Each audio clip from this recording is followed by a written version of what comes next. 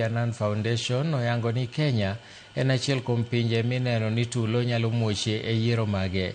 Nonro oyango ni rapim mar nyalo mar Kenya luare midhiero mar tulo e yiero mabiro en atamalo 84.1, mano manie kind pinje 10 mokwongo. Lipodno koro oyango dwaro ni nitie dwaro mar oganda kod sirikal neno ni ogeng'o timbe makidek kelo midhiero ne piny kaka notimore higa mar 2007. Piny Kenya kidek neno tungni kod lweny motudre gi siasa e kinde yiero mag 2027. Man kaluwore gi ripot ma ogol gi Kofi Annan Foundation. Ripot no nyiso ni piny Kenya pok ne otimo yiero moramora e yor kwe. Nyaka nene kama koro keto piny Kenya listi mar pinje 10 matulo thoro bedoe koriwo koda ka piny Somalia, Burundi, Nigeria kod the Democratic Republic of Congo. Piny Kenya nobedo kod tulo mapek e higa 2007-2008 bang' lendo mar duoko mar yiero ma jatend piny, tulo manoweyo ji moloyo 1,000 kowito ngimagi.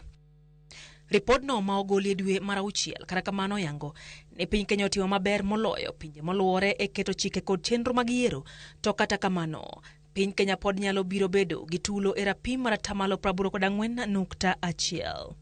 Ka irango rapim rochruok mag yiero mathoro timore pinje, Kenya kod rapim mar 45.4, kamano ni piny mar rapim mamalo ma oketi ne pinje manie alwora mage ma en 51.1. Kata kamano, luoro to pod nitie ni kao kang' to tulo nyalo muoch. Ripodno yango ni nonrono notenre bedo ni piny Kenya kidek bedo kod tulo mag yiero kama oriwo lweny manie kind oganda e miere, ng'anyo kod liet mag siasa.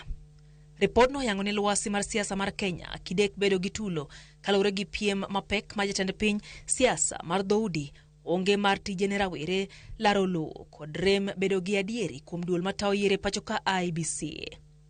Weche mamoko maduol lwasi mar yiero gin pek mar ngima, liet ma ikelo gi liet mar siasa, ma ikelo gi kweth maketo sirikal tesre, osuru mamalo ma oganda kwedo, tiyo marach gi obila kod mibadhi. Ripodno yango ni duol mar IEBC ni kod ting' mar duogo yie mar oganda kuomgi kendo duoko chien nyalo matulo bedo e yiero mabiro. Ripodno bende oyango ni piny Kenya ni kod bede migepe motegno kanyakla kod riwruoge motegno makedo ne oganda, ka bende piny Kenya ni kod chike motegno mohewo pinje mamoko mokiyo kode kama owinjo bed ni gayo tulo e pacho ka otigo e yo makare.